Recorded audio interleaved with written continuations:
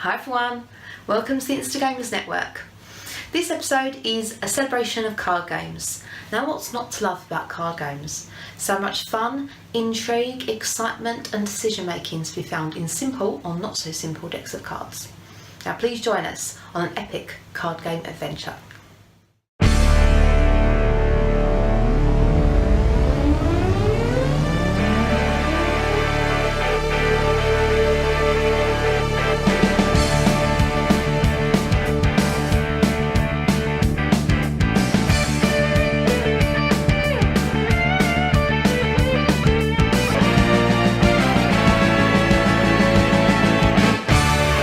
Hey everyone, I'm Hawk. I'm Meryl. I'm Jordan. I'm Jessie. And we are from Rum and Board. Today we are talking about Seven Wonders, our, collective favorite card game.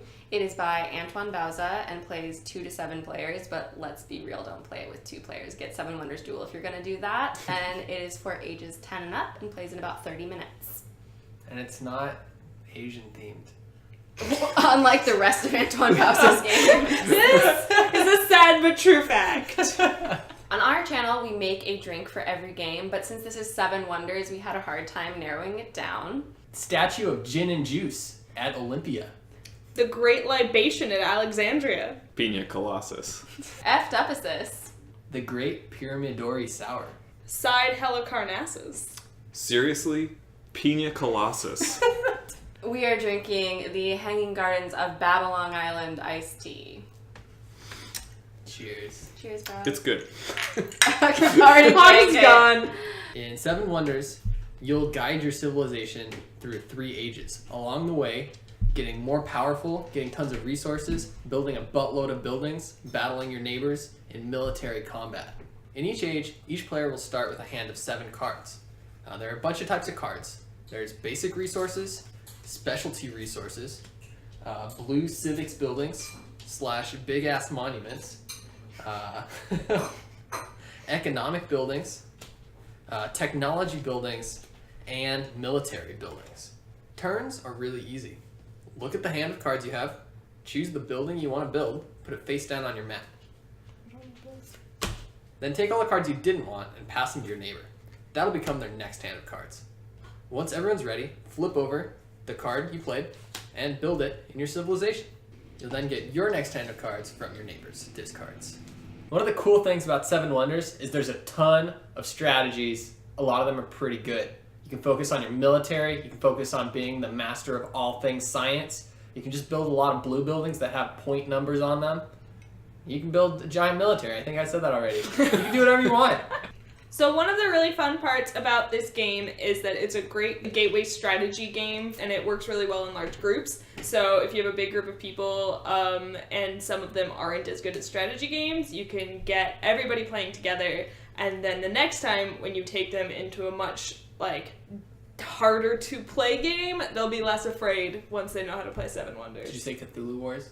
I didn't say Cthulhu Wars. That is not step 2. On your turn, you don't have that many choices. There's a lot less decision paralysis than a lot of games. You'll get a hand of cards. It'll have up to 7 cards in it, and you'll pick one to play.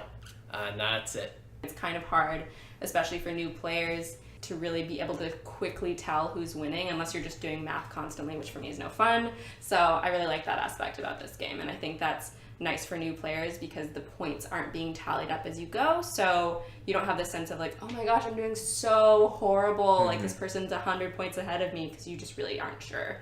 I like that the only direct interaction you have is with the neighbors on either side of you, which allows you to build a story about what your civilization / wonder is going through. I am the put upon nation of science and liberty next to the furious spear-wielding, fanatics that Meryl is breeding over there.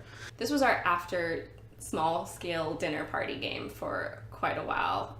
It's really good with the 5 to 7 player count, I think. Alright, thanks for joining us. If you want to see more from us, check out our YouTube channel and or Instagram, and we hope that in the rest of this video you find some good card games to pick up. In the meantime, Play responsibly. Hey guys, charmbo.gamer here, and today on the Instagamers Network, I'd like to show you the card game, Evolution. In the game of evolution, you actually create your own species of animals. You can create as many animals as you like, as long as you can keep them alive. Maybe you want to create one animal so your carnivore can feed off it, which is a very good strategy to use. The animals are actually tracked on these species boards, and they help you track how much it takes to feed them, their size and population growth here. The cards in the game represent traits which you can place on your animal so they can evolve into something stronger. At the end of the game, you win if your animal consumes the most food.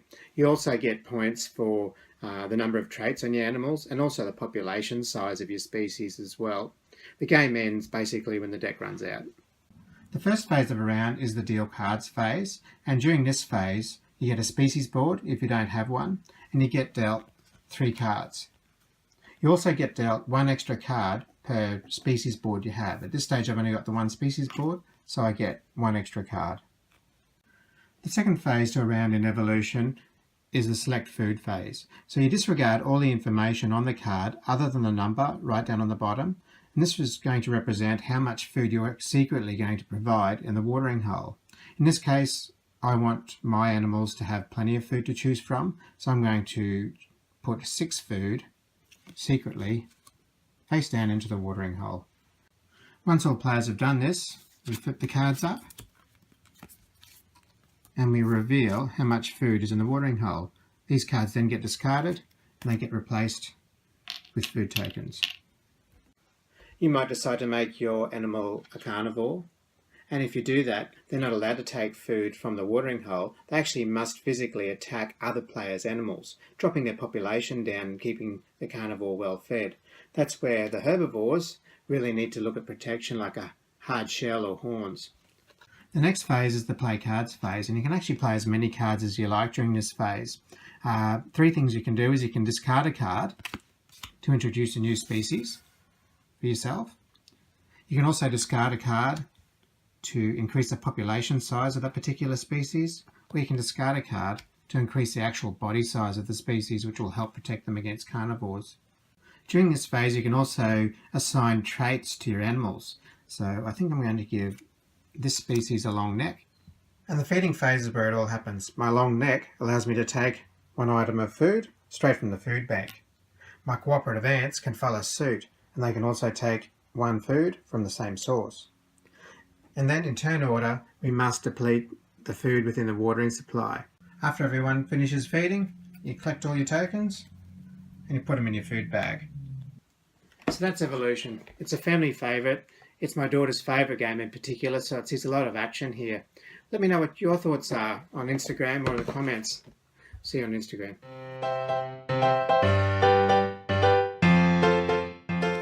Hello everyone, my name's Annette. You might know me on social media as nettersplays. Well, today we're all talking about our favorite card games, and I'm going to talk about Race for the Galaxy. This is one of my favorite card games, and I always talk about it. So let me just go over some of the things why I like this game so much, and just go over those aspects, not necessarily show you how to play it, but just tell you why I like it so much. One cool thing about Race for the Galaxy are these cards right here. Every single player is going to get their own individual action selection cards. So you're going to pick and choose what you want to do each turn. Everyone else is going to go ahead and explore in this case, but you'll get an added benefit. So you have to make sure you pick and choose what your opponents are not going to do, because whatever they pick, you'll do. So in the end, Race for the Galaxy is a really big mind game, and that's something I really enjoy about Race for the Galaxy. Another cool thing that I really like about Race for the Galaxy is the multi-use aspect of the cards. So each card represents a different thing. Well, they represent either a planet or a development, or they also represent cost. So in order to play this card, it would cost me 4 other cards to play. So I would have to get rid of 4 other cards in order to place this one down. Another thing too is if you produce something on this card, well, you just grab another card and it also acts as a production, a resource. So you can use it as a cost, an actual card, or a resource, and I really like that aspect of the game. Another really neat thing about this game too is that there are so many cards. So every time you play this game, it's never going to be the same as another play. So those are the reasons why I like Race for the Galaxy so much. Now, Race for the Galaxy could be a little difficult to understand at first because of the iconography and trying to decipher what each thing means and does. However, there's just something that clicks after a couple of playthroughs where this game just really blossoms. From then on, every game is pretty much different from one game to the next game, and that's what I love about this game. It's so variable and different every time you play it. So definitely I would recommend trying out Race for the Galaxy. Hello again. My name is Lindsay, aka shinyhappymeeples on Instagram, and my game of choice for this episode is Archaeology: The New Expedition by Phil Walker Harding. This is a 2 to 5 player pressure luck set collection game. It's published by Z-Man Games and it plays in around 20 to 30 minutes depending on number of players. The aim of Archaeology is to pick up cards from the central deck or dig sites. You sell these to the museum for money and that gives you your points at the end of the game. The more you collect of each treasure type, the higher value you can sell them for. Some treasure is of pretty low value, like the parchment paper for example. It's low cost and sells for less, and there's loads of them.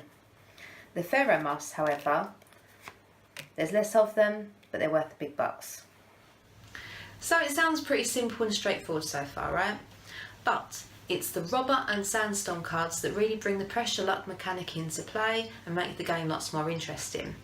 Well, the robber, he means that you can basically pinch a card from an opponent at random and probably spoil their best laid plans. And there's the sandstone cards, and these mean that you have to discard your hand down by half. So if you've been hoarding treasure hoping to sell more to the museum and you've left it a bit too long, there's a chance you can lose half those cards to the storm. But there is the tent card. Yay! This allows you to basically ignore the storm. The bad news is you can only play it once, and there's a good chance you'll play at the wrong time too soon. That's what I always do. A couple of other points to mention. There's the marketplace. This is where your treasure ends up if it's lost to the sandstorm, and you can trade your cards there for others of equal value. You can choose to play with one of 6 monuments in the game. Each monument is surrounded by a certain number of chamber cards. Depends on the type of monument that you use, the chamber cards can be explored differently, and it really keeps the game fresh and enhances replayability. And that's about all I've got time for Archaeology.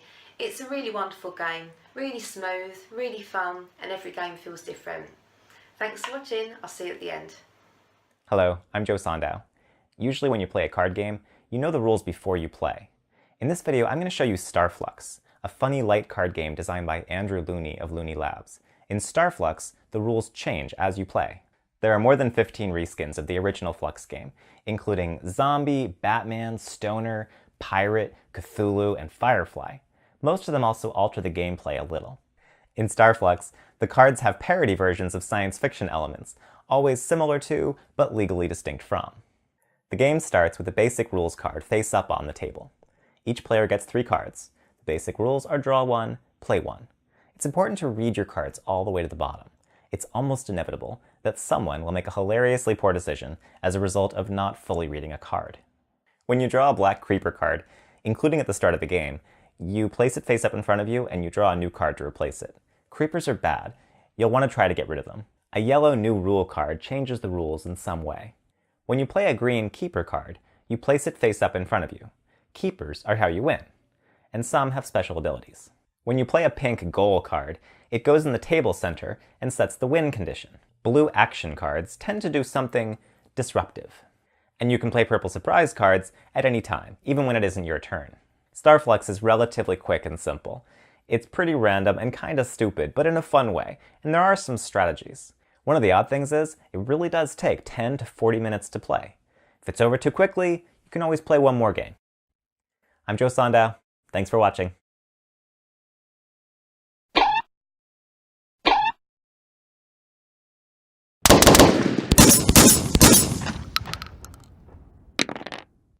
Hello again, it's your friend the Board Game Renegade, and in today's episode we're talking about card games. And you probably expect me to pull out a little card game box, but no. The card game I'm going to talk about is Ashes: Rise of the Phoenix Born from Plaid Hat Games. Let me show you the game a little bit and then I'll tell you why I really enjoy this one. Ashes: Rise of the Phoenix Born is a card dueling game where each player takes control of their very own Phoenix Born, and they're trying to destroy their opponent's Phoenix Born by casting spells, summoning creatures and conjurations, and using different types of magic. I know that this concept is familiar, but this game is different than the others, and I'll tell you why. But in the meantime, check out how beautiful the artwork is in this game. I absolutely love the way the game looks. So let me show you why this game stands out. So I'm not going to explain how to play the game, I'm just going to simply go over why it stands out and why it's different than other card dueling games. Most notably, the biggest thing is that you use dice as mana in this game. The dice are rolled in the beginning of the round, and whatever symbols come up, those are the dice faces that you have to pay cost on the cards. The cards show you what cost you have to pay in order to summon that card or to use a spell. And when you have the dice used, you move them to the other side. So those are expended and these are not expended. And then you take turns alternating from player to player, casting different spells and summoning different allies or conjurations. Now you're thinking dice, that's a lot of luck. And yeah, it is luck because there are dice rolls and you can never predict dice rolls. However, there are a lot of cards and a lot of things that you could do to mitigate that. Like for example, you could discard a card from your hand in order to change a die face to whatever you want during your turn, and little things like that. Another thing that's awesome about Ashes: Rise of the Phoenix Born is that you get to choose your starting hand of cards, which is awesome. I haven't seen that in another game like this. And now you can't use an excuse saying, hey, I was given a crummy hand of cards at the start and that's why I lost. That does not work with this game. Another thing that's interesting about this game is that you can play these cards, which are ready spells, and these ready spells go in front of you, and these ready spells stay there for the rest of the game unless they're destroyed by a card or effect or something, but they stay there for the rest of the game. And these allow you to summon conjurations as you play, so you always have something to summon. Even if later on in the game you do have a crummy hand, there's always something you could do in the game. So that is Ashes: Rise of the Phoenix Born, and I like it because the mechanisms in the game are excellent. It gives me that little rush that Magic used to give me without the collectible card game aspect of it. The game just looks nice and it feels great to beat the crap out of my opponents. It even feels great when I lose. If you haven't checked out Ashes: Rise of the Phoenix Born, I highly encourage you to go check it out because this game has instantly become one of my favorites. Until next time, I'm the Board Game Renegade, and I don't know why I did that. Peace out! Favorite card game? That's a question that I find difficult to answer, the reason being there are so many card games out there. How do you choose which one's your favorite? Luckily I have a favorite.